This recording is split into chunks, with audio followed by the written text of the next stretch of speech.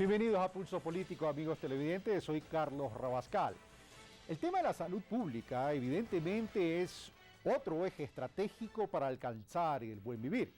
La salud pública tradicional e históricamente en el país ha sido o ha estado olvidada, pero de una época para acá ha sido la receptora de una gran inversión y ya lo vamos a ver. Pero ¿cuáles son los logros que se han alcanzado? ¿Cuáles son las carencias? ¿Cómo está contribuyendo la academia, la universidad al tema de la salud pública? ¿Y en qué consiste esto de médico de familia? Es lo que vamos a tratar el día de hoy en Pulso Político. Pero para que ustedes, amigos televidentes, tengan una idea de los recursos que se han invertido, en el año 2006 se invirtieron 535 millones de dólares. Al año 2012 se invirtieron 1.774 millones de dólares, inversión que fue orientada para tener una salud pública gratuita. En medicina, el presupuesto invertido en medicina fue de 103 millones de dólares en el 2007 a 177 millones de dólares en el 2012. Pero el tema de la salud se la va a potencializar, se la va a mejorar tan solo con los recursos. ¿O necesitamos también implementar una gran corresponsabilidad en el tema de hábitos de los ciudadanos? Pues eso vamos a tratar hoy en Pulso Político. Veamos entonces a quienes hemos invitado para tratar este tema. Karina Vance, magíster en Salud Pública, actual ministra de Salud Pública. Alberto Narváez, médico cirujano, actual presidente de la Federación Médica Ecuatoriana.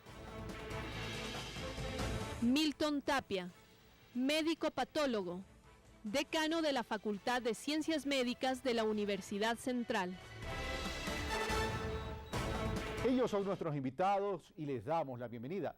Pero para iniciar con el desarrollo en la mesa de Pulso Político sobre este tema de la salud pública, veamos el reportaje que nos ha preparado Javier Rosero.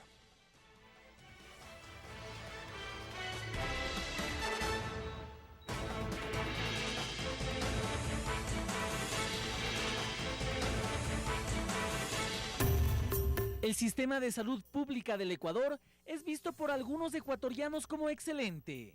Esto, según dicen, porque brinda una atención al nivel de cualquier hospital privado, con equipos de punta y con gratuidad. Sí, para mí es bueno porque gracias a Dios, porque nosotros somos de bajo recurso económico y en todo nos ayudaron. Yo me operé en Enrique Garcés y gracias a Dios también estoy bien. Y ahora mi mamá la traigo acá y también veo que está bien. Esto corrobora el estudio que realizó la encuestadora Perfiles de Opinión en el 2011, que tomando una muestra de 633 personas, más del 87% opinaron que es positivo el trabajo del gobierno en el área de salud. Veo que esto está, para mí, sobresaliente, porque al momento que me atienden, cojo el turno, me llega el día y enseguida me atienden con el médico. Sin embargo, pese a todos los cambios de inversión realizada, la ciudadanía dice todavía encontrar falencias en el sistema de salud, sobre todo en la demora para acceder a un turno. Aquí en los hospitales públicos nos atienden, pero nos dan los turnos para un mes, para 2 meses. Mi hija ya viene rato haciéndose tratar, pero no ha conseguido nada. Otro problema, afirman, se presenta en las áreas de emergencias, donde se encuentran casos de ciudadanos que han esperado por varias horas el ser atendidos. Molestos compartieron sus testimonios con nuestras cámaras. Mi sobrina entró con peritonitis, casito fallece mi sobrina. Y le atendieron, nosotros fuimos a la 1 de la tarde y le atendieron a la 1 de la mañana. Estoy a partir de las 7, 8 de la mañana y recién me atienden en un eco como a cuarto para las 4 de la tarde. Y yo discutiendo que por favor me den el resultado porque no me lo dan. Según el Ministerio de Salud, las atenciones del año 2006 al 2011 se duplicaron, motivo por el cual la ciudadanía habría recuperado la confianza en el sistema de salud pública. Hasta el año 2016, esta cartera de Estado planifica edificar 60 unidades de salud en todo el territorio nacional. Mientras que este año, 4 hospitales emblemáticos serán entregados en diferentes provincias. Desde el 2007 hasta el 2012, el gobierno ecuatoriano ha invertido $7.173 millones en el área de salud, monto que representa 3 veces más que los 4 gobiernos anteriores juntos. Se afirma que estos esfuerzos han logrado alcanzar una verdadera gratuidad de la salud pública. Pulso Político, Javier Rosero. Gracias, Javier, y comenzamos entonces con el desarrollo de este tema en la mesa de Pulso Político. Le doy de nuevo la bienvenida a la señora ministra de Salud Pública, Karin Vance, a Milton Tapia, médico patólogo, decano de la Facultad de Ciencias Médicas de la Universidad Central, y Alberto Narváez, médico cirujano, actual presidente de la Federación Médica Ecuatoriana. El objetivo de este programa es hacer un análisis profundo y estructural de los avances de la reforma en la salud pública, esta reforma integral que se busca. Por eso está un representante del gremio médico y un representante de la academia, conjuntamente con la señora ministra de Salud. Señora ministra, sin perjuicio que usted pueda opinar sobre el reportaje, el contenido del reportaje, es evidente que entre el año 2006 y el año 2012 ha habido una gran inversión, un crecimiento en la inversión, pero las personas se siguen, y eso es muy legítimo y muy normal, siguen aspirando a un mejor servicio. Algunas se quejan, una decía, entré a la 1 de la tarde y me atendieron a la 1 de la mañana, lo que demuestra que a lo mejor el tema no pasa por inversión de recursos tan solo, sino cómo se utilizan los recursos y el modelo de gestión. Tiene 1 minuto 50, señora ministra, en esta primera etapa, vamos a tener toda una hora, pero en esta primera etapa, para exponernos en qué consiste entonces esta reforma integral a los sistemas de salud pública. Por favor, señora. Bueno, muchísimas gracias. Y en efecto, nosotros hemos tenido avances importantísimos en cuanto al Sistema Nacional de Salud, partiendo por el hecho de que en el 2008 se consagra ya como un derecho en nuestra Constitución, un derecho al que uno puede acceder de forma gratuita. Eso sin duda alguna pone una presión sobre el sistema, pero es una presión que responde a los principios bajo los cuales nosotros queremos actuar y bajo los que queremos vivir en este país. Equidad, que no dependa cuánto presupuesto tengo yo para poder acceder a un servicio. Ahora, hay políticas que nos han ayudado a lidiar con esa gran presión que tenemos, ¿no es cierto? Usted mencionaba, el 2006, 16 millones de atenciones, en el 2012, un dato más actualizado, nosotros tuvimos 40 millones de atenciones, pero en el 2012, tras implementar una política de referencia y contrarreferencia, tuvimos una disminución de 6% en las atenciones hospitalarias y un incremento del 20% en el primer nivel de atención.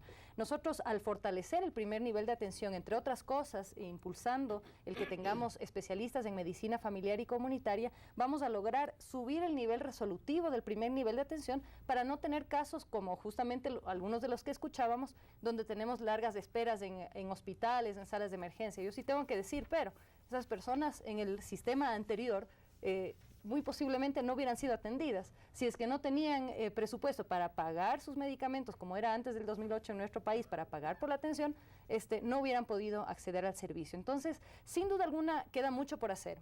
En ese sentido estamos claros.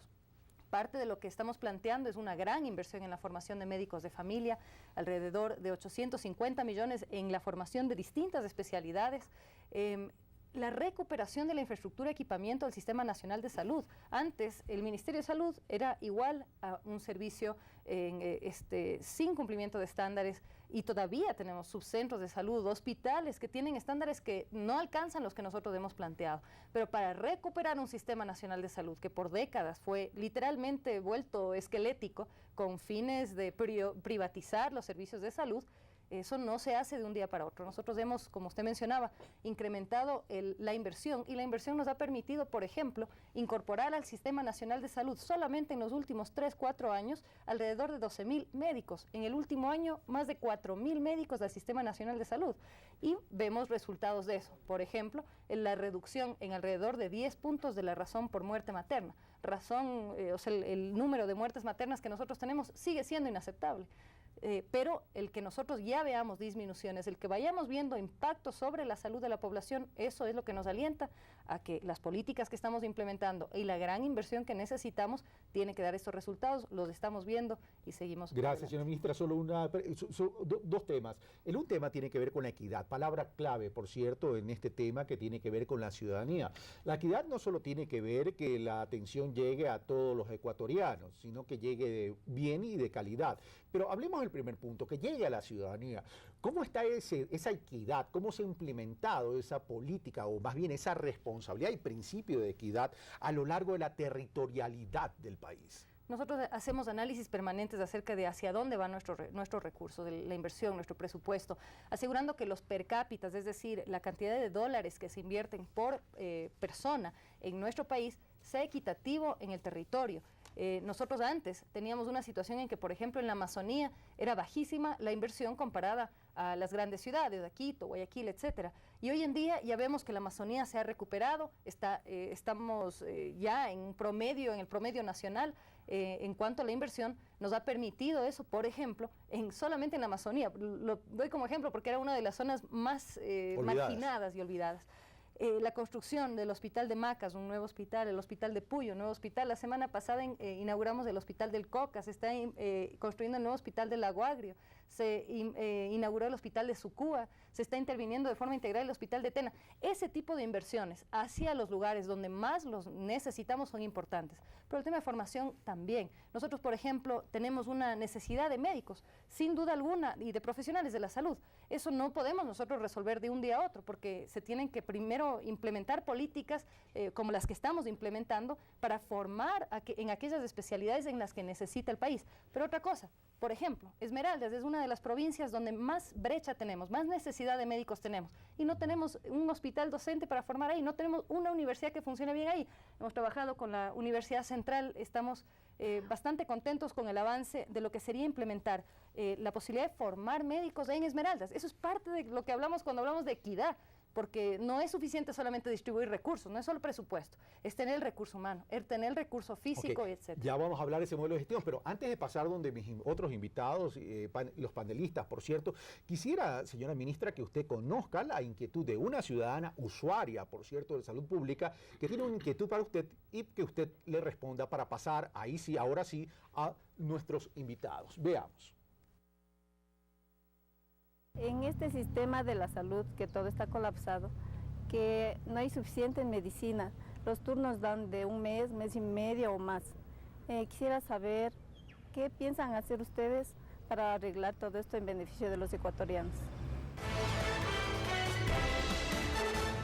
Ahí tenemos la inquietud de la ciudadana usuaria, a la cual yo también me sumo a esa inquietud. Yo tuve que hacer una cita en el hospital de Guayaquil. Para los que no saben, yo nací sin una pierna porque me afectó la talidomida, por eso uso bastón adicionalmente, y estaba haciendo un trámite en el CONADIS. Por cierto, tuve que pedir cita en el hospital de Guayaquil y me dijeron que la cita me la daban luego de 3 meses por la falta de especialista. Señora ministra, usted tiene la respuesta. Bueno, muchas gracias. Yo creo que sería irresponsable decir que es culpa de este gobierno que nosotros tengamos esta situación. Este gobierno ha sido el que más ha recuperado un sistema nacional de salud que hace 6 años, hace 10 años, ahí con toda razón decir aquí no hay medicamentos, no hay insumos, todo se cobraba. Es decir, la persona quería acceder a un tratamiento oncológico, por ejemplo, que es tan caro. Hoy el gobierno nacional lo cubre. Antes tenían que cubrirlo los pacientes. Es decir, para muchas personas, para la gran mayoría de nuestra población, era básicamente una condena a la muerte. O sea, haciendo esa aclaración de parte suya como funcionaria de este régimen, el tema es qué correctivos se están dando para corregir aquello. Bueno, sin duda alguna, la gran inversión que hemos realizado, por ejemplo, en infraestructura, en talento humano. El año pasado incorporamos más de 12,000 personas profesionales al Sistema Nacional de Salud, incluyendo enfermeras, médicos, obstetrices, etcétera, odontólogos, odontólogas, y esa es una gran parte es recuperar el sistema en cuanto al talento humano. Otra gran parte es recuperar en cuanto a la infraestructura.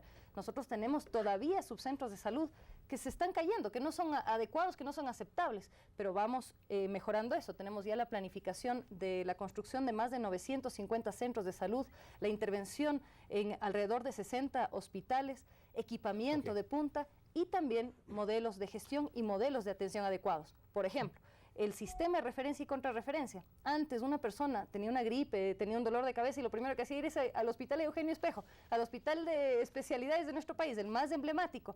Ahora lo que estamos haciendo y lo que buscamos hacer es fortalecer el primer nivel de atención, centros de salud, con médicos de familia, con una capacidad mayor de resolución para poder atender adecuadamente. En el último bloque vamos a hablar del médico de familia. Voy al doctor Alberto Narváez. Usted ha podido escuchar a la señora ministra, doctor Narváez. Usted es el presidente del gremio de la Federación Médica Ecuatoriana. Ha podido escuchar también a la ciudadana usuaria sus observaciones y su minuto 20 para poder hacer un análisis y las observaciones para la señora ministra. Bueno, en el mundo se sabe que la mayor inversión no necesariamente tiene mayor impacto. Y ese creo que es uno de los problemas de acuerdo a un análisis que hicimos, nosotros no vemos que la tendencia al descenso de la mortalidad general o la muerte prematura, comparando el periodo neoliberal con el neoconstitucionalista que vivimos ahora, sea una tendencia mayor.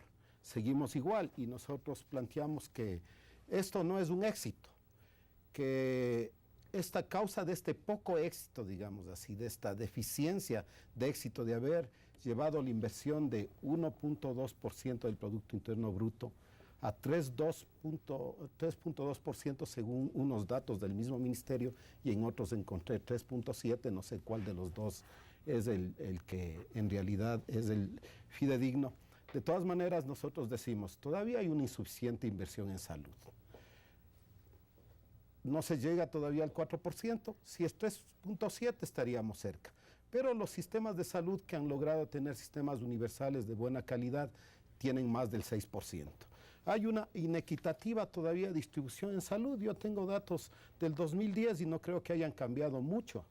El 86% de las áreas de salud reciben $20 per cápita y hay solo el 6% que reciben 80%. Y estos son datos de un estudio. Hay una ineficiencia en el gasto en salud, además, para nosotros. Hay un predominio del modelo curativo y eso no ha cambiado, desgraciadamente, y no ha cambiado por una razón fundamental. Si a un médico le dicen que atienda un paciente cada 15 minutos, que es lo que, a pesar que cambiaron el reglamento, sigue manteniéndose eso en la práctica cotidiana, entonces, ¿qué pasa? Que los médicos lo único que hacen es recetar, hacer medicina curativa, y la demostración es la siguiente. Un dato que también publica el Ministerio, de 35 millones de consultas, hay 32 millones de recetas. La relación prevención-curación, que debía ser 2:1 de prevención versus curación, ahora es 2.5 de consultas curativas versus 1 de preventiva. Le quedan 30 segundos, doctor. Por lo tanto, no hay atención integral, más bien se ha deteriorado. Y también nosotros, en base a estudios que hemos visto, hay una transferencia de fondos públicos a instituciones, a empresas privadas, y para nosotros es una forma de privatización nueva. Y esos estudios demuestran que más o menos el 60% de inversiones, sobre todo de medicamentos e insumos de laboratorio, han ido a manos de no más de 120 empresas farmacéuticas. Y eso es una cosa nueva que tienen que tomar en cuenta. Gracias, doctor. Vamos a tener tiempo para poder conversar todo. Voy donde la señora ministra para ir en orden, porque cada uno va a tener sus inquietudes, evidentemente. Entonces voy donde la señora ministra para que pueda contestar. Aquí hay algunos temas. No ha disminuido la mortalidad, por tanto, el modelo de gestión, dice el doctor Narváez, no ha tenido éxito. Hay una insuficiente gestión, tiene que ver ya con modelo de gestión. No hay una equidad como la que se aspiraba y no llegamos al 4% del Producto Interno Bruto. Señora ministra. Bueno, en efecto, parte de lo que menciona el doctor, ¿no es cierto? Atenciones de 15 minutos, eso debe a una brecha que tenemos en cuanto a médicos, y eso es lo que nosotros necesitamos fortalecer. Sin duda alguna consideramos que en el camino de cerrar esa brecha, de tener el número de profesionales que requiere el país, vamos a ir mejorando eso, pero eso no tiene relación directa con la inversión. Es decir, si es que yo tuviera en este momento $500 millones más, no podría cubrir la brecha que tengo en médicos de familia, no podría cubrir la brecha que tenemos en médicos radiólogos, en médicos cardiólogos. ¿Por qué? Porque necesitamos formar en las especialidades que tenemos que formar. Nosotros por eso estamos destinando alrededor de 850 millones para su formación. ¿Es un proceso que dura cuánto tiempo? Demora alrededor de 3 años. Entonces, estamos en ese proceso. Lo importante, y me parece a mí esto esencial, es que dependamos y fortalezcamos la capacidad nacional con las universidades ecuatorianas. Un médico que sale al exterior, perfecto, o sea, se va, se forma, pero lo perdemos por 3 años. Cuando nosotros aquí podemos potenciar los hospitales docentes, la formación en centros de salud, también docentes en el caso de medicina familiar y comunitaria. Otra cosa, la prevención no puede medirse solamente por el número de consultas, que han subido, por cierto, doctor, pero también se tiene que medir en cuanto a políticas que van más allá de lo que haga un médico. Y esa es la ruptura que estamos dando. Yo no soy médico, por ejemplo, como primera ministra que no es médico. Yo estoy trabajando con municipios, estamos como gobierno nacional trabajando con los municipios para el tema de servicios básicos. Por ejemplo, Nosotros consideramos que alrededor del 30% de la desnutrición infantil que nosotros tenemos en el país se debe a la carencia en la calidad del agua, a servicios básicos, al tratamiento adecuado de desechos, al acceso al agua potable. No necesitamos un médico para hacer ese diagnóstico, necesitamos el trabajo, señora ministra. Necesitamos el trabajo de todo el aparato estatal y de la ciudadanía para poder lograr esto. El tema de tabaco, por ejemplo, 4.000 personas al año mueren aproximadamente por el consumo del tabaco, enfermedades relacionadas al consumo del tabaco.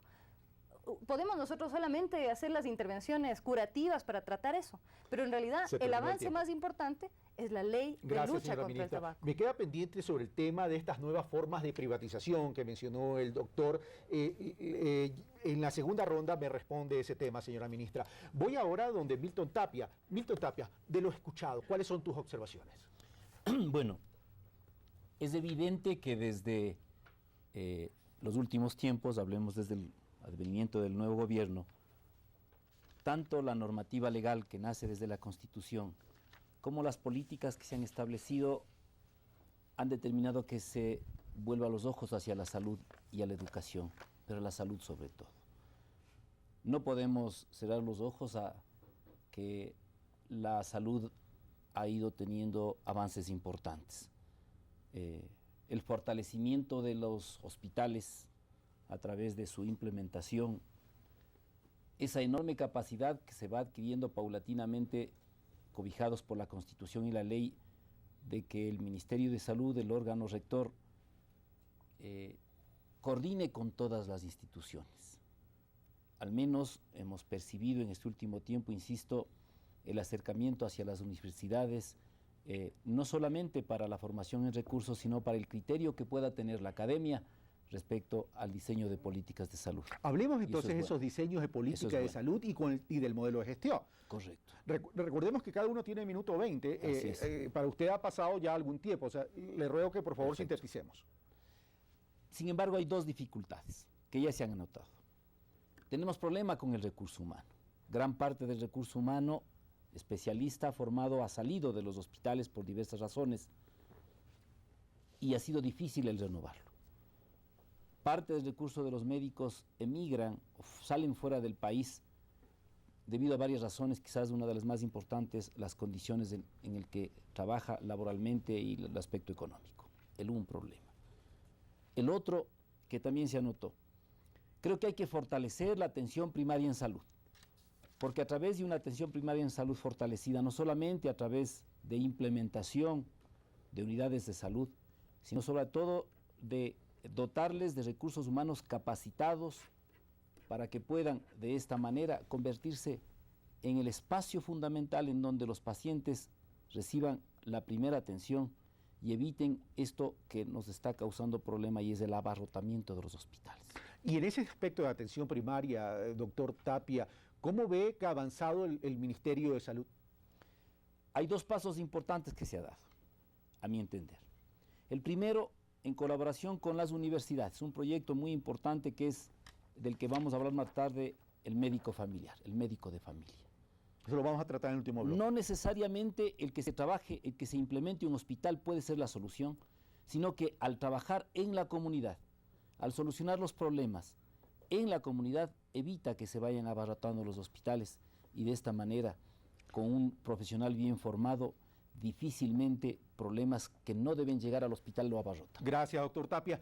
Las inquietudes del doctor Tapia las vamos a tratar al regreso del primer corte, señora ministra. Les recordamos, amigos televidentes, que desde el domingo pasado pusimos un nuevo segmento, la historia del Ecuador de los últimos 50 años, y les hemos solicitado a ustedes que nos envíen a través de correo electrónico, a través de nuestro Twitter, cuáles son las sugerencias, cuáles son los detalles de esa historia de 50 años, de los últimos 50 años del país que usted quiere conocer. Pero no más palabras. Veamos los avances de ese segmento y luego regresamos con más de Pulso Político. Y más adelante en Pulso Político, un nuevo capítulo de nuestro segmento, la historia reciente de nuestro país. Al lado de la paila, donde está el doctor de la FIBAR.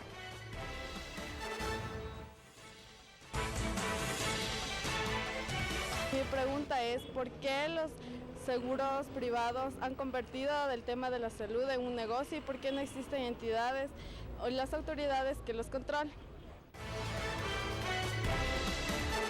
Gracias a la ciudadana usuaria Diana Puncaja. Señora ministra, esa pregunta es para usted y ahí le incluyo lo que se nos quedó en el primer bloque como inquietud del doctor Narváez.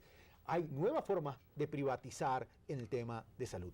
Señora ministra. La Constitución, muchas gracias. La Constitución de la República habla de que el Estado ecuatoriano deberá garantizar el acceso a los servicios, pero nosotros tenemos que ser inteligentes en cómo hacemos eso, optimizar recursos. El Ministerio de Salud gasta aproximadamente 230 millones de dólares en compra de servicios. A Solca, servicios oncológicos, clínicas de diálisis para diálisis, pacientes que requieren diálisis. Junta de Beneficencia es uno de los grandes proveedores del Ministerio de Salud Pública por la gran brecha de camas hospitalarias que tenemos en Guayaquil. Por eso la construcción de 2 hospitales, cada uno de 400 camas en Guayaquil, además del fortalecimiento del primer nivel de atención. Pregunto, ¿a quién le decimos, sabe qué, no le voy a referir para no privatizar? Esto no es un tema de privatizar. La política es de optimizar recursos y fortaleciendo la capacidad pública. En Guayaquil nosotros tenemos que incrementar el número de camas hospitalarias y por eso estamos incrementando en 800 solamente en la ciudad de Guayaquil, además de lo que incorporamos del hospital universitario al sistema público y comenzaremos ya con la implementación. Ese hospital tiene una capacidad del doble de lo que está funcionando en este momento. Entonces estamos garantizando el acceso. No dice la Constitución y deberá ser el único proveedor el Ministerio de Salud Pública. Ahora, creo que podemos ser más eficientes. Hemos visto, por ejemplo, en el IES un gasto muy superior al Ministerio de Salud Pública en compra de servicios privados. Externos. ¿Qué vamos a hacer con respecto a eso?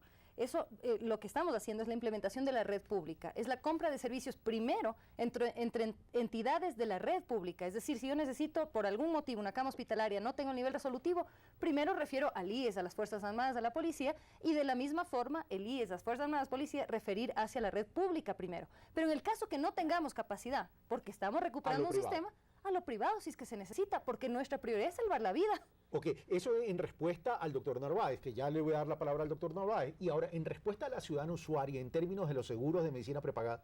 Sí, en efecto, la Superintendencia de Bancos está haciendo un trabajo importante, el Ministerio de Salud Pública también incorporando en el nuevo proyecto de ley de salud.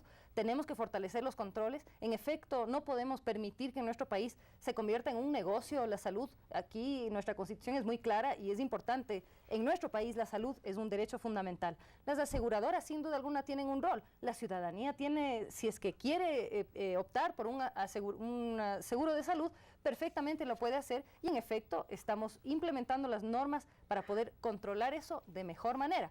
Entre otras cosas, por ejemplo, el uso de ambulancias. Antes no había norma que pueda controlar las ambulancias privadas. Hoy en día estamos incorporando ambulancias privadas al CISECO 911, al control del Ministerio de Salud Pública, porque nuevamente puede estar una persona sin seguro muriéndose en la calle, le pasa al lado una ambulancia privada y no le recoge. No, eso nosotros no podemos permitir. Entonces, por eso es importante que nosotros optimicemos los recursos y sin duda alguna con un control adecuado. Voy al doctor Narváez, presidente del gremio. Bueno, el problema no es el comprar servicios, el problema es cuántos son los proveedores, 7.000 millones de dólares y los beneficiarios son 181 empresas.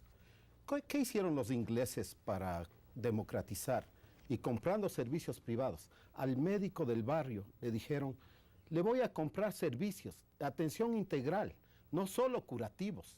Y le vamos a pagar y le vamos a dar un préstamo a que mejore su subcentro y pueda cubrir todo eso. Y en Inglaterra los centros dispensarios son de grupos de médicos privados, pero está muy extendido en todo en Inglaterra. Y ese es el grave problema que nosotros decimos, las soluciones tienen que estar de acuerdo con la Constitución también y con el espíritu, porque desgraciadamente esto es curativo. Esto se va a un barril sin fondo, que es solo lo curativo y no hay integral. Mire, el 40% de las muertes en el Ecuador son evitables por acción exclusiva de los servicios de salud en el Ecuador si hubiera atención integral. Si no hay atención integral, no es posible. En 200 parroquias se acumulan el 40% de las muertes, la mayoría altamente evitables. Y entre ellas Guayaquil es el problema más importante. Hay un déficit de 2.000 camas hospitalarias. Dicen que van a llenar 800. Quedan 1.200 camas hospitalarias, pero también hay un déficit de atención primaria. Hay 3 millones de habitantes en el Ecuador, según los datos del mismo ministerio. Sí, según los mismos datos del ministerio, 19% de la población no tiene acceso o tiene acceso limitado a servicios públicos de salud. ¿Cómo solucionamos esto? Si lo que se ha producido, desgraciadamente, es atención inversa. Y eso venimos diciendo, no de ahora, desde hace 5 años. Solucionemos estos problemas. Para distribuir equitativamente el tiempo y antes de irme a la inquietud del estudiante de medicina y donde el doctor Milton Tapia, su derecho a la réplica con base a lo expuesto por el doctor Narváez. No, sin duda alguna, nosotros tenemos y estamos recuperando un sistema de salud que, por ejemplo, es muy inequitativo, ¿no? Menciona Guayaquil, en efecto, una brecha grande. Con la intervención que estamos haciendo, nosotros cubrimos esa brecha, pero, por ejemplo, nosotros en los niños en edad escolar tenemos a nivel nacional un nivel de sobrepeso y obesidad de 29%. 1 de cada 10 niños en edad escolar, sin duda alguna, 1 de cada 10 es obeso. En Guayaquil es el doble. 2 de cada 10 niños en Guayaquil con obesidad. Entonces, claro, entramos a regular, por ejemplo, como lo estamos haciendo con la ley de comunicación. En la ley de comunicación se prohíbe la publicidad de tabaco, que lo hicimos ya mediante la ley de tabaco, la publicidad de alcohol, que no estaba prohibida en nuestro país, y la capacidad del Ministerio de Salud para limitar o prohibir publicidad de alimentos, por ejemplo, o productos que puedan ser dañinos a la salud. Con estos índices tan altos, 62% de la población ecuatoriana mayor a 19 años con sobrepeso y obesidad, 6 de cada 10. O sea, por ese motivo nosotros tenemos un incremento en enfermedades crónicas no transmisibles y mortalidad por enfermedades crónicas no transmisibles altísima. Ahora, ¿se puede disminuir eso a través de una ley de comunicación, a través de un reglamento, si no cambiamos los hábitos de comportamiento del ciudadano? Claro, es que es parte de cambiar los hábitos. Si es que yo todos los días estoy viendo publicidad de alimentos que me hacen daño, yo consumo. Si es que no fueran efectivas esas publicidades, no existieran. Las compañías no son tontas, pero es parte de la solución, no es la panacea. Nosotros estamos trabajando con el Ministerio de Educación para incorporar el estándar que nos dice el Organismo Mundial de la Salud. 1 hora de ejercicio diario para nuestros niños en edad escolar, ejercicio físico, evitar el consumo de tabaco y alcohol y cambiar nuestros hábitos alimenticios. Vuelvo en la siguiente ronda con el tema del agua, que usted lo puso sobre la mesa, que es un tema importante porque ahí hay una corresponsabilidad de los municipios. Ahora, veamos una pregunta de un estudiante de medicina para el doctor Milton Tapia. Gustavo Guzmán, te escuchamos. Una de las carencias que nosotros tenemos a nivel de lo que son facultades de ciencias médicas, a nivel de lo que son los posgrados, pues ya los internos y posgradistas médicos que hemos salido, pues necesitamos estrategias como las cuales podemos decir, pues mejorar los posgrados, tener unos verdaderos posgrados. Serían una de las causas que no tenemos una mejoría a nivel médico. La otra sería mejorar la parte de la malla curricular a nivel de la Facultad de Ciencias Médicas, como la Universidad Estatal. Una de las otras cosas, mejorar la parte de laboratorios, mejorar la parte de computación a nivel de lo que son los estudiantes de la Facultad de Ciencias Médicas. Para tener así unos excelentes médicos, espero de que la parte de tecnología sería muy importante, ya que nuestro mundo, nuestro universo está a nivel de la tecnología. De esa manera podemos mejorar la parte de médicos en nuestro país. Gustavo Guzmán, muchas gracias. Voy a ir donde el decano de la Facultad de Medicina, por cierto, prácticamente todo. Doctor Tapia, lo único que faltó es hablar del cuerpo docente. Doctor Tapia, su respuesta al alumno muchas gracias. Gustavo Guzmán. Evidentemente hay que analizar los problemas en 2 contextos. El del pregrado. La formación de pregrado, sobre todo en las instituciones públicas como la nuestra, conlleva varios problemas. El primero, una enorme cantidad de estudiantes que quieren formarse como médicos y que evidentemente requieren espacios de formación internos a través del fortalecimiento de las áreas de formación, laboratorios, espacios. Y el otro, que es el más importante, que sigue siendo para nosotros el más importante, que son los espacios hospitalarios en donde el estudiante de medicina realmente se forma. Las nuevas técnicas de formación hablan de las clínicas de simulación, que sí pueden ser un factor importante y se los está implementando al menos en mi facultad. Pero lo más importante resulta siempre el contacto del estudiante con el paciente. Y eso se va complicando, primero porque ha existido en el último tiempo un incremento exagerado de facultades de medicina, muchas de ellas privadas, que tienen mucho más posibilidad de acceder a los hospitales, desgraciadamente públicos, disminuyendo el acceso de nuestros estudiantes a los hospitales públicos, generando complicaciones. Conozco que el Ministerio ha emitido una serie de normas que regulan, por un lado, el ingreso de los estudiantes, el proceso de formación, la necesidad de tutores y, por otro lado, también precautelar la condición del paciente, y estamos de acuerdo con ello. En el posgrado, por disposición legal, cada cierto tiempo todas las mallas curriculares de los posgrados deben ser revisadas y actualizadas, de tal forma que vayamos paulatinamente proponiendo nuevas mallas y nuevos posgrados. En esto vale decir, en los últimos 2 años el Ministerio de Salud ha aportado de manera importante. ¿Laboratorios y laboratorios de tecnología? Yo creo que la clínica de simulación es uno de los aspectos. La implementación de nuevos laboratorios. Nuestra facultad, nuestra universidad ha invertido en el último año más de $1 millón en nuevos laboratorios y estamos bien, pero evidentemente esto es una universidad pública. Otras universidades públicas probablemente no tengan esta opción y en esto nos llevan la delantera las universidades privadas, que evidentemente manejan poco recurso de estudiantes, poco recurso en número de estudiantes y mucho recurso económico. Gracias, doctor. Voy donde la señora administración. Ministra, esto es una realidad. El tema de los estudiantes, o sea, hay que articular el tema de la salud pública con el CENESID para el tema de educación superior y fundamentalmente el tema de medicina. Pero hay algunos que dicen, incluso algunos médicos que dicen, para nosotros no es conveniente trabajar en la salud pública porque primero con los sueldos que se ganan no podemos trabajar las 8 horas. Por tanto, tenemos que buscar otros espacios privados donde completar nuestros presupuestos. Por un lado. Por otro lado, los especialistas prefieren también la salud privada que la salud pública. Y el otro tema tiene que ver con lo que se está debatiendo en la Asamblea Nacional con la tipificación de mala práctica médica. Estos no son elementos que están orientando al nuevo médico a estar más en la salud privada que en la pública, señora ministra. En relación al Código Integral Penal aplica para todo el Sistema Nacional de Salud, público y privado, y creo que vamos a dedicar un tiempo a ese punto en particular. En cuanto a los salarios de los médicos, nosotros hemos hecho realmente un cambio histórico en cuanto a eso. Hasta el 2011 un médico especialista podía alcanzar a ganar 1.600 y pico dólares por mes. Un médico especialista podía aspirar hasta $1.600. Hoy en día un médico especialista comienza ganando $2.600.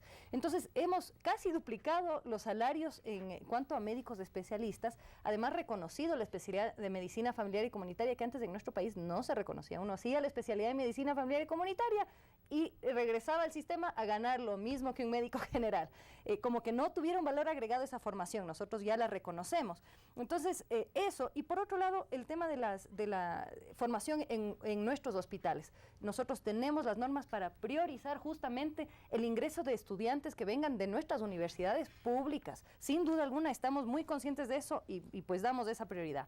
El 15 de octubre se comienzan a formar 1.000 médicos especialistas en nuestro país, 600 en medicina familiar y comunitaria, 400 en otras especialidades, y esto gracias a un trabajo a conciencia con CENESID, con el CES y con las universidades las más prestigiosas de categoría A y B en nuestro país, fortaleciendo justamente la capacidad que tiene nuestro país de formar médicos y con calidad. Pero esto requiere inversión y eso es parte de lo que estamos haciendo. Las becas del Ministerio de Salud Pública hacia las mejores universidades, hacia universidades como la Universidad Central. Gracias, señora ministra. Doctor Narváez, su comentario. Una réplica rápida. Y nos vamos al corte. Si un médico ganaba 1.600 por 4 horas y ahora gana 2.600 por 8 horas, no es duplicar.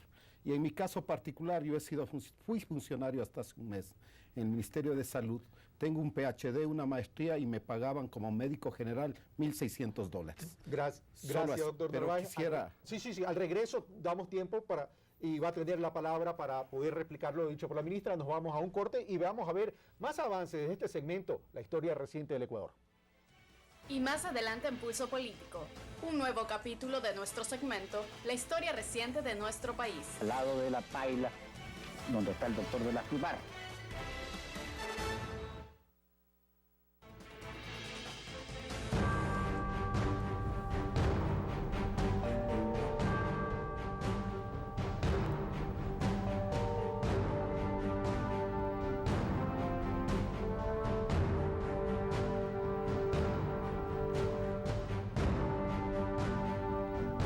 Recordando la historia reciente de nuestro país.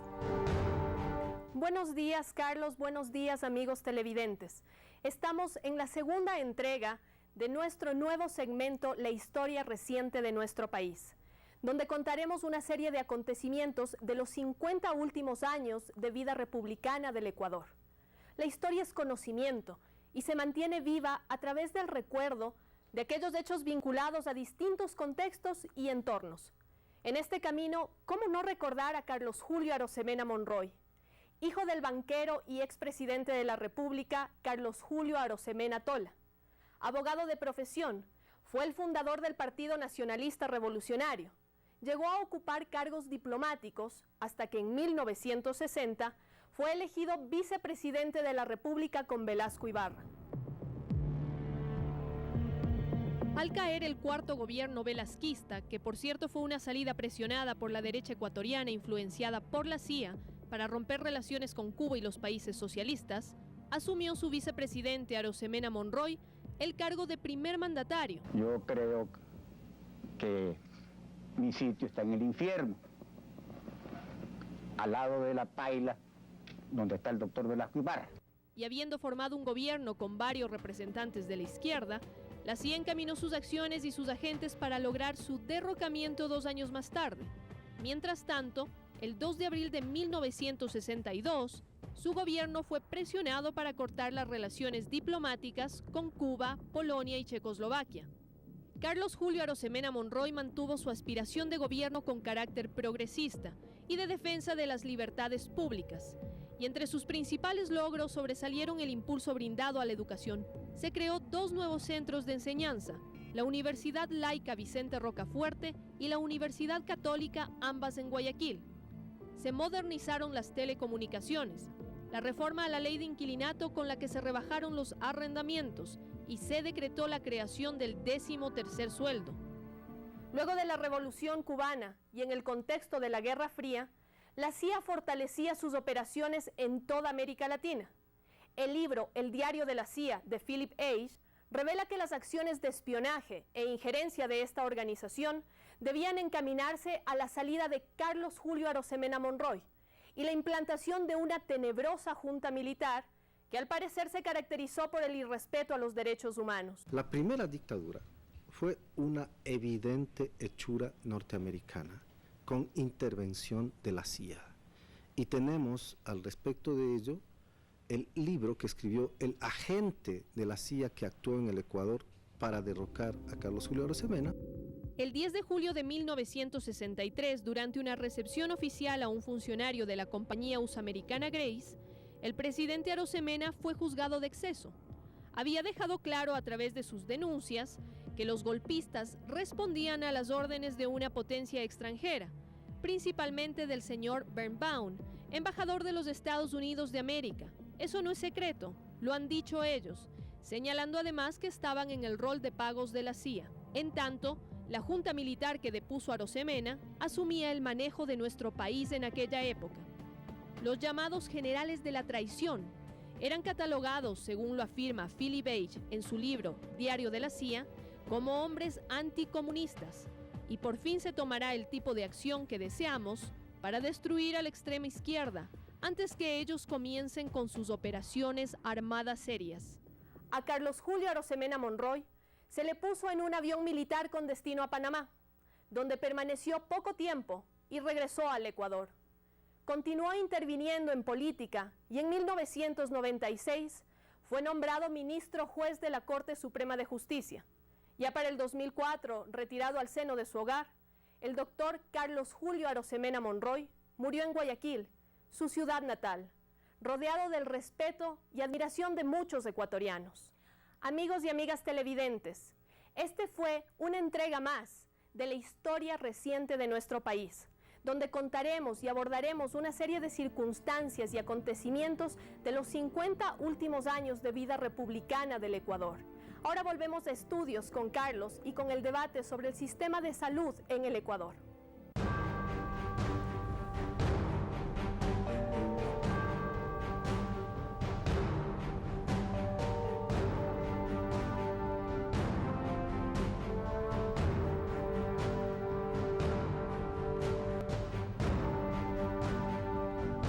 Recordando la historia reciente de nuestro país.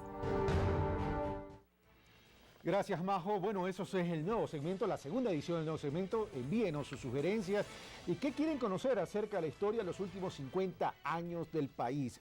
Bueno, y seguimos ahora, nos toca y nos queda poco tiempo, por cierto, pero vamos a tratar el tema del médico de familia. Veamos lo que nos ha preparado Carlos Andrés Núñez para regresar a la mesa de Pulso Político.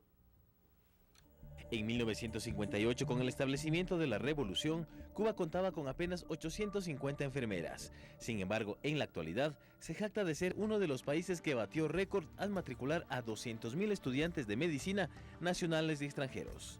Pero, ¿qué atrae tanto del sistema de salud cubano, catalogado como uno de los mejores del mundo? En primer lugar, se trata de un sistema estatal de atención primaria, universal y gratuito.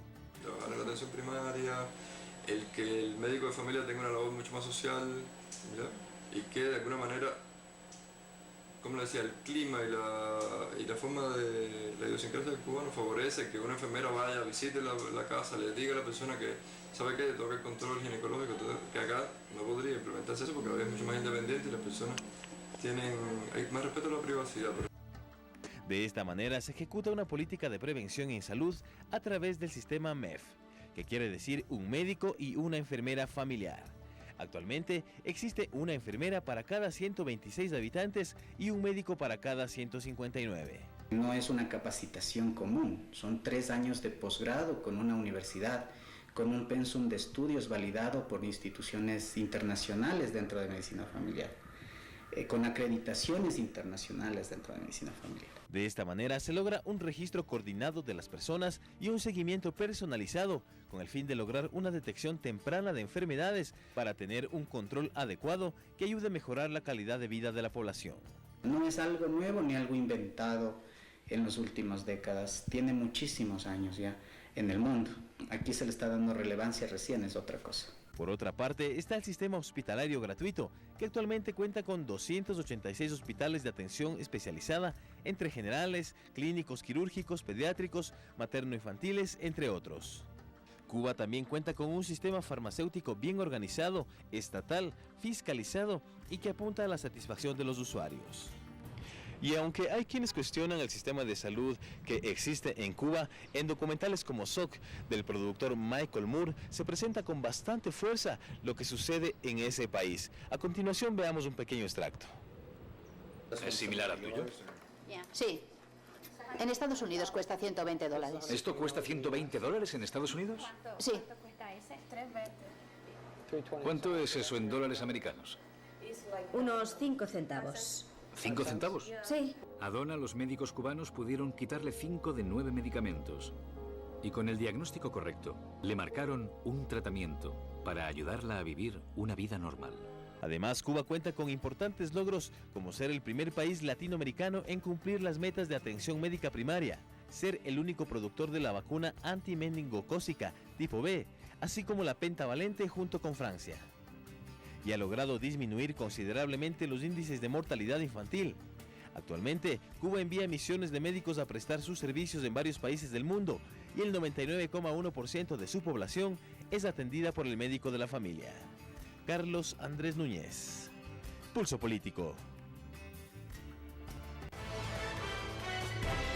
Gracias, Carlos Andrés. Bueno, este tema de médico de la familia, luego que de la visita del señor presidente de la República en Cuba, vino muy impresionado el sistema de medicina de Cuba, de salud pública de Cuba, el médico de la familia.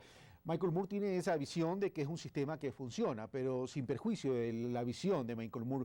Veamos en qué puede contribuir esto del médico de la familia a un excelente desarrollo de la salud pública, por un lado, y por otro lado, qué sistematización se va a utilizar, porque me imagino que esto debe estar atado en función de determinada cantidad de población por sectores de una comunidad. Señora ministra, 1 minuto para tener una ronda, 2 rondas de 1 minuto cada uno. Perfecto, bueno, muchísimas gracias. En efecto, hemos estado trabajando con Cuba en el último año y medio en la construcción, en asesoramiento, en la construcción de una malla curricular que trabajamos con 8 universidades a nivel nacional de la malla curricular en medicina familiar y comunitaria. Entre otras cosas, y el doctor puede ahondar más, la formación en las 4 especialidades básicas hospitalarias: ginecología, pediatría, medicina interna, cirugía. Entonces, hay todo un componente, digamos, de trabajo en las comunidades, de trabajo sobre la prevención, sobre la promoción de la salud, pero asimismo sobre las 4 especialidades básicas médicas. Eso lo que nos permite es mejorar el nivel resolutivo en los centros de salud y tener una presencia, digamos, en el territorio mucho mayor. En algunos casos llegar a un hospital es lejano el hospital, ¿no es cierto? Tenemos hospitales en las cabeceras cantonales, en las cabeceras provinciales, y tenemos centros de salud desconcentradas a un nivel comunitario mucho más Gracias, presente señora en el ministra. territorio. Voy donde el doctor Narváez y luego donde el doctor Tapia. Nosotros estamos totalmente de acuerdo en que haya médicos familiares, estamos muy de acuerdo en el sistema de atención primaria de Cuba. El problema es, necesitamos que vengan 1000 médicos cubanos al Ecuador. Esa es la discrepancia. Nosotros planteamos que llenar la brecha de médicos familiares al Ecuador, a el paso que van, necesitaremos más de 5 años. Hay otra alternativa más rápida. Nosotros hemos hecho una propuesta hace 2 a 3 años ya al ministro Chiriboga, conversamos con él, estaba de acuerdo, tenemos la propuesta hecha, tenemos no solo la propuesta desarrollada, y es muy simple. En un primer momento de transición, todo médico rural entra a un sistema escolarizado mientras hace la medicatura rural de 1 año, con 200 horas presenciales de educación y 640 en plataforma virtual. Eso lo tenemos hecho. Y eso permitiría que todo médico después opte por hacer una especialidad o ser médico familiar. Gracias, doctor Tapia. Creo que una de las mejores propuestas es la del médico familiar. Porque como me habías dicho al inicio, una de las falencias y de las debilidades del sistema de salud es su atención primaria en salud. Si trabajamos en comunidad, si fortalecemos la atención no a la persona, sino a la familia, no atacamos la enfermedad, sino la prevenimos y la manejamos dentro del ambiente familiar, es seguro que muchas de las patologías se quedarán resueltas a ese nivel y además el nivel preventivo se verá potencializado.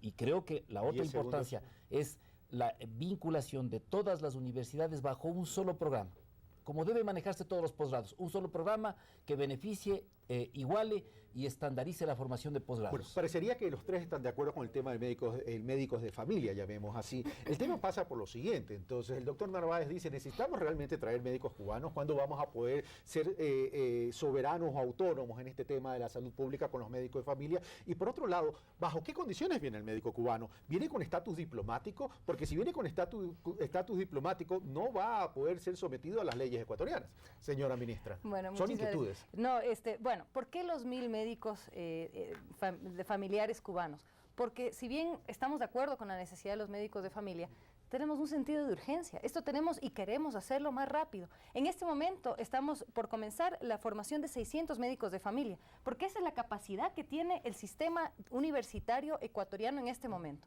¿Cuál es el objetivo? No solamente traer 1000 médicos de familia, que sin duda sería un valor agregado, todos acreditados en docencia para poder incorporarse, fortalecer las capacidades que tenemos como sistema nacional para formar más. La idea es justamente tener soberanía. La idea justamente es que nosotros podamos formar más rápido, más médicos en familia adecuadamente. Y en cuanto al estatus que tienen acá, los de diplomáticos, tienen que homologar sus títulos en el CENESID y están sujetos a todas las leyes ecuatorianas. Señora ministra, gracias. Me dicen por interno que se me acabó el tiempo. Doctor Narváez, ¿perdón? ¿Se nos acabó el tiempo? No tenemos tiempo, me dicen. Lamentablemente es un tema para desarrollar un intenso. Doctor Narváez, muchas gracias. Doctor Tapia, muchas gracias. Doctora ministra, muchas gracias. Amigos televidentes, muchas gracias. Esperemos haberles dado insumos para que ustedes sean los que saquen sus propias conclusiones. Esto fue Pulso Político. Soy Carlos Rabascal. Los espero el próximo domingo.